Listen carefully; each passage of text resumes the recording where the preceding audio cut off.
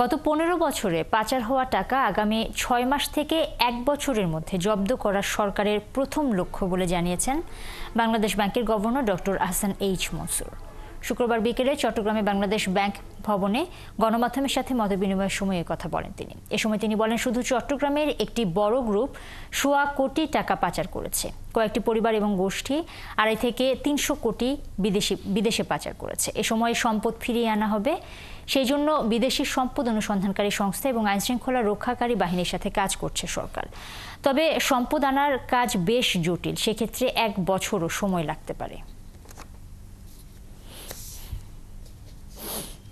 বিদেশিদের asset tracing farm যেগুলো আছে তাদের সাথে আমরা কথা বলছি এবং তাদের সহায়তা নিয়ে আমরা ওই প্রপার্টিগুলোকে বা ব্যাংক অ্যাকাউন্টগুলোকে বা তাদের কোম্পানিগুলোকে আইডেন্টিফাই করতে হবে, সেই প্রচেষ্টা করা হচ্ছে। তো আমরা যথেষ্ট সহযোগিতা পাচ্ছি বিদেশিদের কাছ থেকে, সময় সাপেক্ষ ব্যাপার। আমাদের লক্ষ্য হচ্ছে আগামী 6 মাসের মধ্যে বেশ কয়েকটা দেশের অ্যাসেট ফ্রিজ যদি আমরা করতে পারি, that will be our initial achievement.